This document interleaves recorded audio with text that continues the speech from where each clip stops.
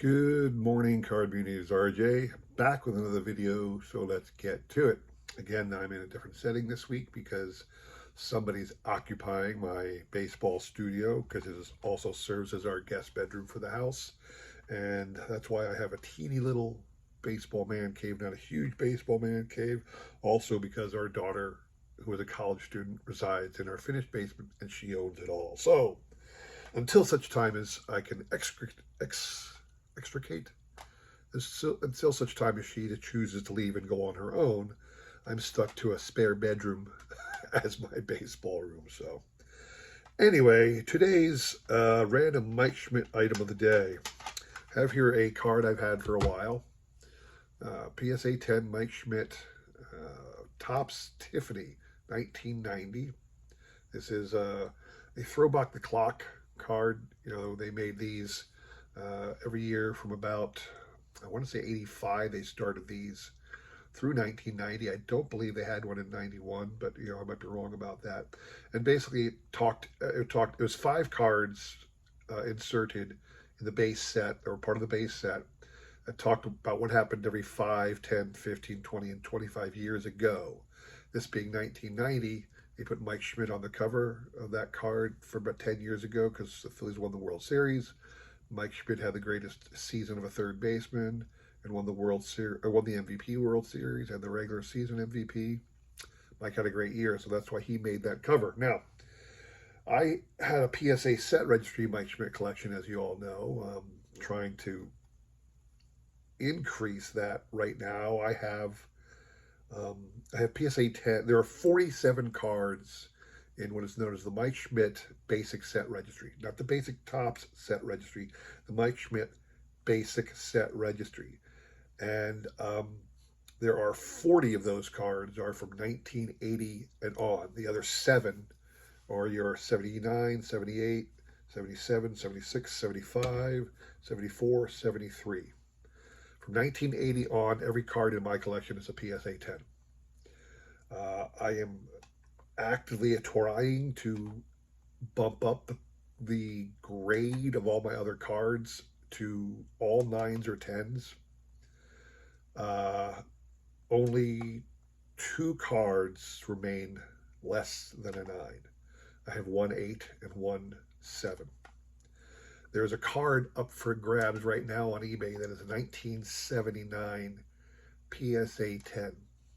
And unfortunately, it's climbed to the $2,000 mark. And whereas technically I can afford it, I can't justify the payment. I already have a nine. I can't justify spending $2,000 today to go to a PSA 10. I don't think the wife would too much appreciate it. So I'm going to have to pass on that. Although I did spend a couple bucks to get a PSA 9 card for one of the ones that had a PSA 8 on. So um, anyway, uh, sticking with that PSA card, again, there are 47 cards in the Mike Schmidt PSA Basic Set Registry. I know that they produce a PSA card holder for display, wall mounted display case that holds 50 cards, 50 total cards. So that means I would need to get three other cards. One of them is this one. It would be the 1990. This is the Tiffany version. Uh, it would be to have one. This is one of them I would put up there. The other one would be the Fleer Update. The Fleer Update from 1989, when Mike retired, was a card that honored his career. That's not part of the basic set registry, but I could add that. So I still need one more. I don't know what other one I will add. But the reason I bring this up is because this is the card I've had for quite a while. I bought this one for like, $10 off the bay.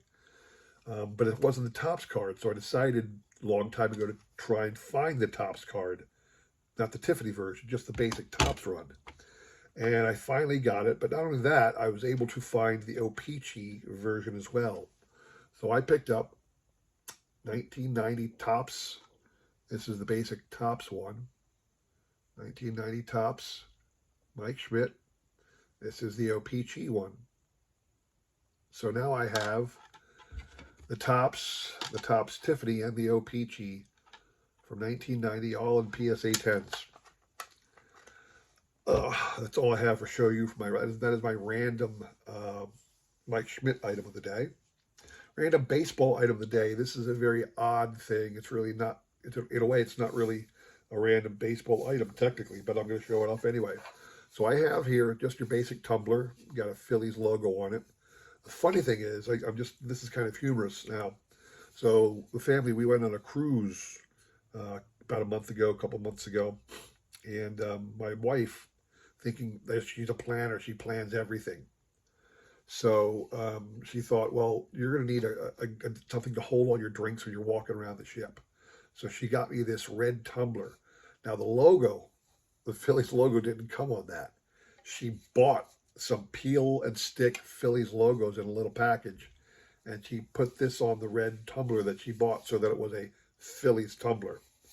And then when we got to the ship, it turns out that because we spent a little extra to get the soda plan, because so many members of my family, we live on soda, unfortunately. The soda plan, the way it worked is you had to they gave you a special cup that had a chip in the bottom, and the drink dispenser would work only for those cups. So I couldn't even use this tumbler that she went out of her way to buy and to create a Phillies tumbler for me, which is a random baseball item that isn't even a baseball item. All right, today's trivia question. This week I've been doing Hall of Famers who played their entire career with one organization, but weren't originally part of that one organization. Now, it became difficult to find such a person because a lot of times people will sign with one team and then stay with that one team for a while and then be traded. A lot of times, even when they're traded, they jump teams later on in the career. It was just difficult to find one. So this one's kind of like half-heartedly correct. So Todd Helton. Todd Helton played his entire career with the Colorado Rockies. Just newest Hall of Fame member, Todd Helton. He was drafted and signed with the Colorado Rockies. However, Todd Helton actually was part of the draft from the previous year, but did not sign. He was drafted by a different organization, chose to go back to college, so he didn't sign with them. So technically, even though he was drafted, he was never part of that organization. But this is the question. What was the first team to draft Todd Helton that wasn't the Colorado Rockies? So what you're playing for, again, a nice Upper Deck sticker. This one is the Baltimore Orioles, trying to catch the light for you. It actually is pretty orange. If you get the good reflection and you don't have anything else in the background, you'll see it's got some good orange and black to it. Anyway, that's the sticker, the Hall of Fame players, George Brett and Joe Morgan. I actually had a couple extra George Bretts. That's why Monday's prize also included a George Brett card. But yeah, George Brett and Joe Morgan there, along with the Orioles sticker. So that's your prize.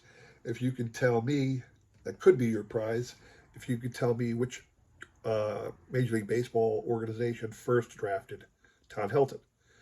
Send me an email with the correct answer. I'll include my email in the description below, along with a repeat of that question. You'll have the day and tomorrow to answer. We'll pick a winner on Sunday. Okay.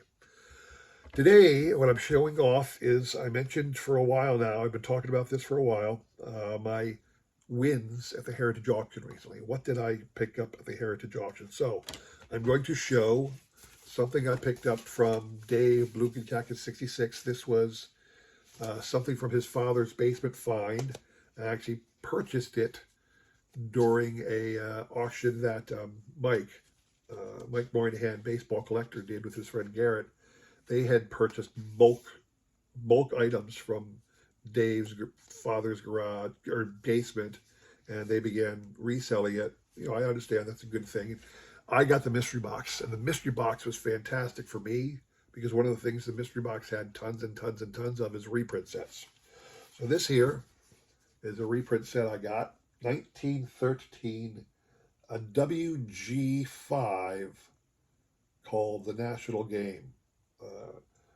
That's the name of the thing. That's the name of the listing under the tradingcarddatabase.com. The backs look like this. Says the baseball game up here, and It's got, like you saw, it's got various players with different things about baseball situations and outcomes and whatnot. Some of your biggest name stars of the day from 1913 and whatnot. So I decided, I found a card and I was interested in buying and betting on this card. So here is the back of one of those cards that I just showed you. Here is the back of the card that I ended up getting. Now, you will see they're slightly different. This is what is known as a WG5. A WG in the Jefferson Burdock Standard Card Catalog. WG stands for card games or games. Games with cards in them and the cards from those games. Sometimes the game itself was a card game, such as the baseball game. There is another manufacturer at the exact same time, probably the same printer, but he sold the rights to two different entities because this one, the one I'm going to show off in a second, is the what is known as the Tom Barker game. And obviously you can see that's because it literally says right down there, the Tom Barker game. And the cards are exactly the same. They're the exact same run, exact same image, exact same words. It's just a different back. This one here, that is part of my reprint set, is the Grover Cleveland Alexander one. And when I saw this up for, this is the card I'm going to show you. It was up for sale on Heritage Auction, up for auction. I thought, how great was it going to be to buy, to own a period era Grover Cleveland Alexander, one of the greatest pitchers the Phillies ever had, to add to my collection of Phillies. Not only that, I got it at a PSA to 8. So this is an original 1913 card from the Tom Barker baseball set in a PSA 8 Grover Cleveland Alexander. How awesome is that?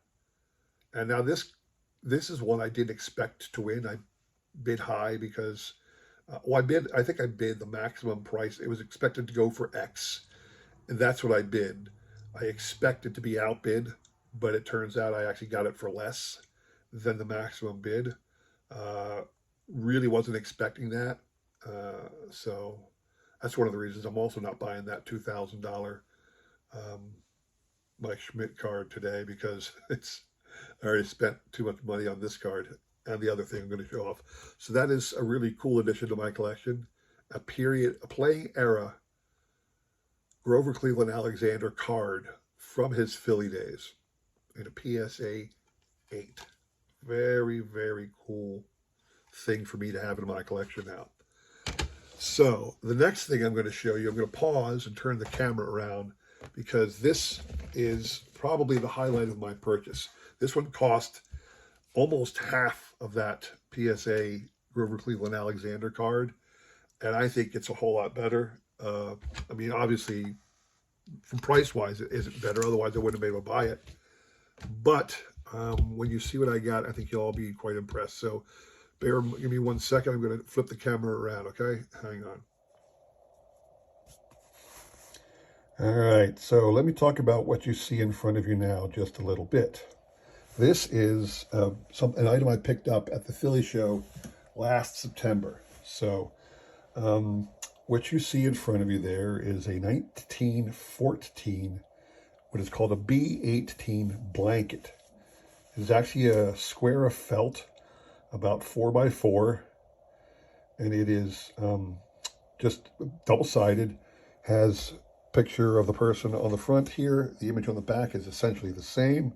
This is Fred Snodgrass, a famous member of the New York Giants. He had an incident in a World Series game for which he is long remembered and sometimes vilified, but that's another story. I found this at the Philly show. A vendor had, I don't know, about a dozen or so, maybe more, of these little felts. And the price tag, I was surprised. It was like, $30 or something like that, not even. And I was surprised at how little it went for. So I thought that was really cool. I'd like to have one in my collection. I want to get a Philadelphia Philly, but at the moment I don't have one. But that's one of my goals, is to get a Philly. But I found this at the Philly show, and it was really inexpensive, so I snagged it. Then this Heritage auction came up, and believe it or not, they were advertising a lot. I'm not going to tell you how many it was. We're going to go through them. But not only that, some of the biggest names in the hobby world are in here. And I got it for a sick, in my mind, a sick, inexpensive deal. Less than probably about 30 bucks a pop for all of these, including if you average out the Hall of Famers. So let's take a look at the B18 Silks I got. These actually, they weren't inserted in a pack, as I understand it. I think it was sold with, it was wrapped around a package of loose tobacco. So you get a pouch of loose tobacco, and then, you know, like pipe tobacco or that kind.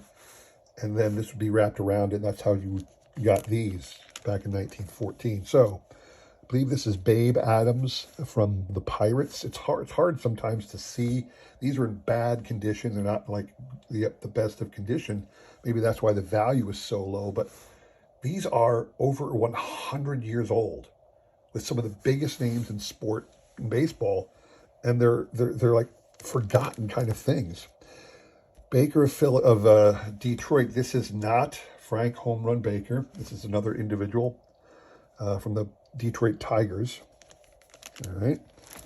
Bauman. I don't remember Bauman's first name. Another Detroit Tiger. All right. It's hard to see. Boone. Obviously not Bob Boone, Ray Boone, Aaron Boone, or Brett Boone, but Boone from the New York American League. So this is I don't think they had changed their name to the Yankees yet. They were still the Highlanders. Now this is an impossible one to read, but just looking at the way the man's standing, I knew who this was. This is Hall of Fame manager Frank Chance. Now, Chance isn't in the Hall of Fame as a manager. He's in the Hall of Fame for his glory days with the Cubs. But by this time, he was in fact managing, and he was a player manager for the New York Highlanders at this time. Hall of Famer Frank Chance. They did not even list him as being a Hall of Famer in the description under the Heritage Auction site. I was surprised with that. The real reason they didn't mention it is because of the one of the other individuals that came later. It was a much bigger name, and we'll get to him in the day. I can't even read this one. I don't remember who this one is. I got two of this guy.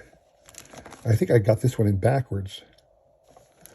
Trying to remember who this was. I had it, but I got two of these guys, which is good for me because basically what I'm looking to do is there are two individuals that I have duplicates of. It's this individual from the Yankees and another guy that we'll get to in a second. Here's a man named Mann from the Boston Braves. Oh, who is this? Another New York Yankee. I apologize for not being able to read the names. I had them listed somewhere, but I don't have the list with me. Jeff Tesreau. Now, this is not Ed Walsh, Hall of Famer for the Chicago White Sox. This is a different Walsh. St. Louis Browns. Now, this individual, it's hard to see, but this says Brooklyn National League. What you see in front of you is another Hall of Famer, a period issue Hall of Fame item of a baseball player. This is Zach Wheat, one of those forgotten Hall of Famers. And I don't have just one of his cards. I got two of those. Now, these are damaged a little. If you, let me pull this one back a little bit so you can see. It's got some tobacco ribbon still stuck to it. I'm a little leery of peeling it off. But even this one has some tobacco label residue on it. But still, it is a Hall of Fame card, so to speak. It's a period piece of a Hall of Famer from 1914. How sweet is that? All right, the last guy alphabetically was Hooks Wiltse. I know his name is Hooks Wiltse because I also have him in my 1913 E95 caramel card set that I'm building. So there's Hooks Wiltse of the New York Giants. The next one, I'm about to turn the page to the last one I want to show off to you and take a look at the name I got in this lot. This was the highlight of the lot. You ready? Bam. Walter Johnson. I have in my possession now a playing era item from Walter Johnson that probably cost me less than 50 bucks. Look, again, the picture on the back is exactly the same, although it doesn't have the labels. But that is very, very, very cool. I don't know if PSA doesn't like grade these or something like that, because I couldn't find, I went onto the Bay to see what comparable ones were selling for or listed for, but I couldn't find anything. CSG or SGC had a couple up and available, but for the most part, I couldn't find any on PSA. But that right there, that's what I went after hard. I was going to make dang sure I got that card and all the others that made up this awesome set. So that was my big purchase at the Heritage Auction the other day. And I ended up, like I said, very happily with a period era Walter Johnson baseball item. I'm very happy to have that in my collection. Ecstatic. Yeah, I'll probably be doing some more auctions in the future, very sparingly, but I'll be more attentive to what I'm going to buy. So anyway, I hope you enjoyed that. If you did, please consider liking, subscribing, commenting, all that jazz. Let me know what you think of those two purchases. Let me know if you guys ever had anything big in an auction win or whatever. So even off of eBay. So anyway, that's it. I hope you enjoyed that. Please consider liking, subscribing, commenting, all that jazz, and come back again on Sunday for the recap, all right? Thanks for watching. Take care.